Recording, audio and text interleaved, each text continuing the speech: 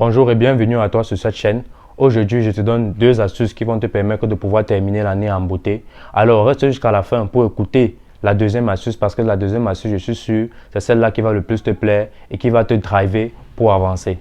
Alors, sans plus tarder, passons au vif du sujet.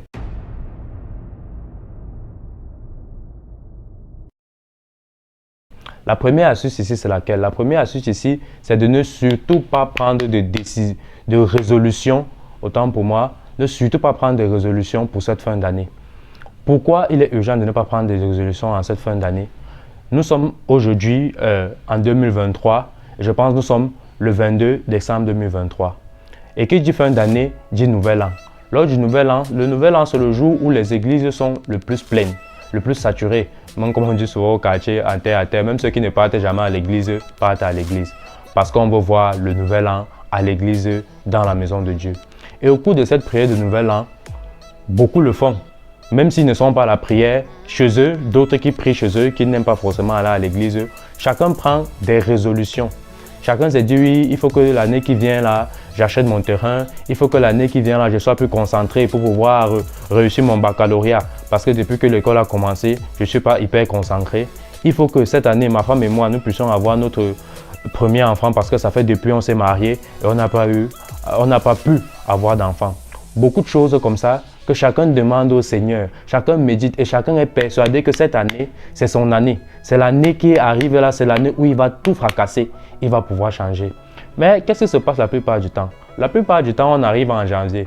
Et quand on arrive en janvier, on essaye de respecter. On a pris des mesures, barrières, on essaye de respecter ça.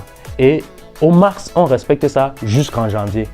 Après janvier, les mauvaises habitudes reprennent le flambeau, la paresse, la procrastination, on n'a plus trop envie de travailler, on n'est plus motivé, on n'est plus trop chaud pour pouvoir atteindre ces objectifs-là.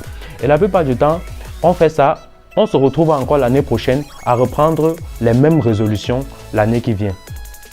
On dit ouais, l'année là, on n'a pas pu. On était empêché parce que vraiment, on n'a pu être concentré. Donc, on redonne les mêmes raisons, comme on dit souvent, aux mêmes causes, les mêmes effets. On redonne les mêmes raisons qui nous ont poussés à ne pas pouvoir atteindre les objectifs fixés. Et on dit maintenant que ok, ce qui est sur cette année, ça va le faire. Mais ça ne le fait pas toujours. L'année qui suit, voilà, nous sommes à la 3e année et on revient. Et qui dit année, dit aussi que ton âge passe. Dit aussi que tu évolues aussi en termes d'âge. Et le temps, c'est quelque chose qu'on n'arrête pas. Tu as 20 ans, bientôt tu auras 30 ans, bientôt tu auras 35 ans, bientôt tu auras 40 ans. Et qu'est-ce que ça produit en nous? Ça produit en nous de la frustration. De la frustration parce que pendant que nous, on n'évolue pas, des gens qui sont aux côtés de nous, nos amis, nos camarades, nos frères, nos connaissances, ils évoluent. On reste comme ça, on entend, hey, tu connais tel qui était là, il a voyagé, il est parti en bain. Ça, c'est souvent les discussions qu'on a souvent quand on est au quartier, après un 2-0 ou après, je ne sais pas, un chapalodrome.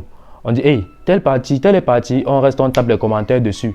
Mais quand on tape les commentaires sur ça, dans notre cœur, il y a certains, ça fait mal. On dit, mais on est ensemble ici depuis comment et le gars est parti. Ou tu entends, oh, tu as vu tel, il est parti travailler, il a eu un job. Gars, tu vois encore telle personne n'est plus là. Qu'est-ce qu'il fait maintenant? Il travaille. Merde, il travaille, tu commences à réfléchir, hey, et moi, je suis au même endroit depuis là. Ça, ce n'est pas possible. Tu nourris déjà une haine. Tu nourris une frustration envers toi. Tu commences à détester même les autres pour rien.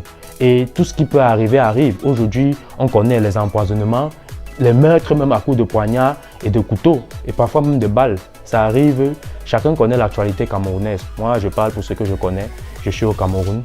Et cela fait en sorte que ça crée des déchirements à l'intérieur de nous. Donc, il est très important de ne pas prendre des résolutions pour cette fin d'année. Avant de continuer la vidéo, moi c'est Kafar Brandon, mon équipe et moi nous parlons d'Afrique. Nous voulons participer aussi à notre manière au développement de l'Afrique. Nous parlons d'éducation africaine, des problèmes que l'Afrique rencontre. On essaie de regarder à notre vision de jeunes ce qu'on peut apporter comme pierre à l'édifice. Car pour moi, les jeunes, ce n'est pas seulement boire, ce n'est pas seulement manger, ce n'est pas seulement coucher, ce n'est pas seulement saouler. Alors, abonne-toi, active la cloche de notification si tu veux toi aussi faire partie de cette aventure parce que bientôt, nous allons donner la possibilité à tous ceux qui le veulent de pouvoir rejoindre nos plateaux, nos podcasts et donner leur avis sur des multiples sujets. nous allons passer à la deuxième résolution. La deuxième résolution ici, c'est de voir plus loin. Voir plus loin, qu'est-ce que ça veut dire? Ça veut dire simplement que ne pas regarder à ce que tu as accompli en 2024, mais surtout te demander où est-ce que tu veux être dans 5 ans, dans 10 ans. Où est-ce que tu veux te situer?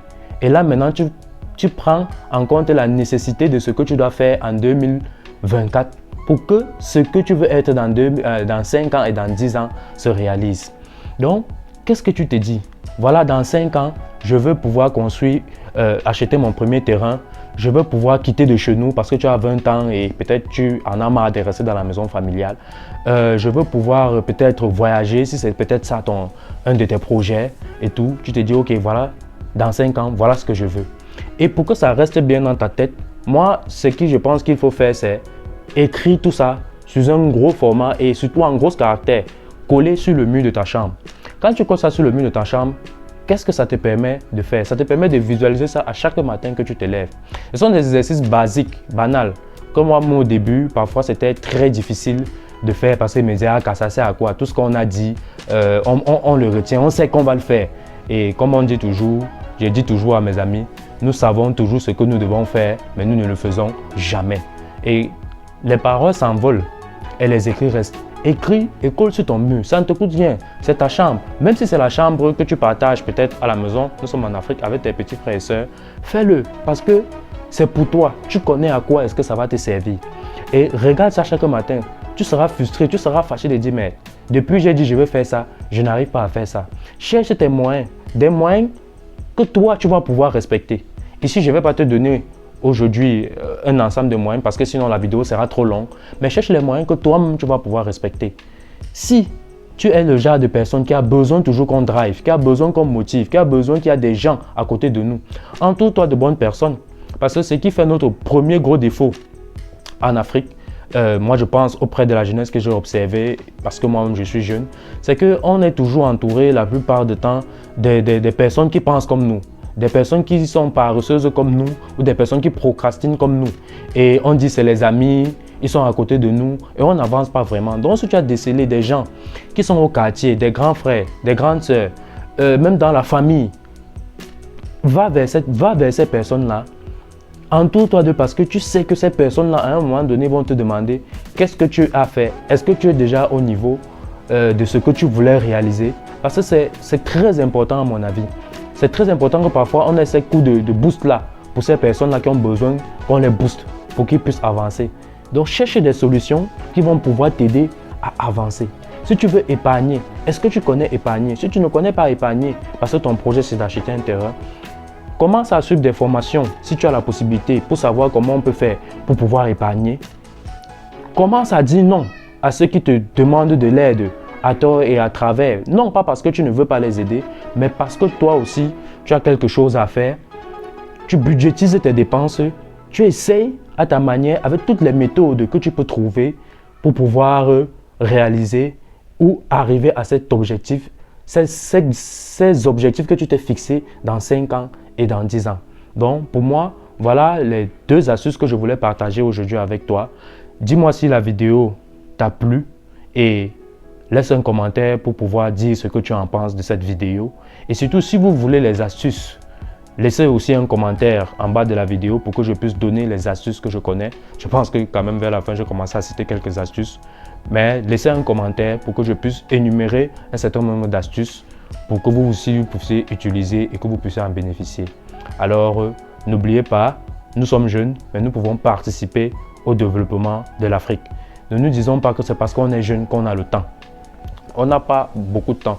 Ceux qui ont dit ça avec nous, ils sont, qui ont le même âge, autant pour moi, ils sont là, ils sont morts, ils sont dans les tombes. Les bébés meurent, les enfants de 1 an meurent, ceux qu'on vient d'accoucher meurent. Donc la mort, c'est rien. Ça nous attrape sans demander notre avis. Ne restons pas les bras croisés. Cherchons à bâtir quelque chose. Cherchons à laisser quelque chose. Toi qui procrastines aujourd'hui, toi qui es fatigué, si tu peux vraiment, cherche à faire quelque chose parce que ce n'est pas quand on est vieux qu'on peut travailler, mais on prépare sa retraite quand on est encore jeune. Alors, en bon entendeur, salut, comme on dit souvent. Ciao et à la prochaine.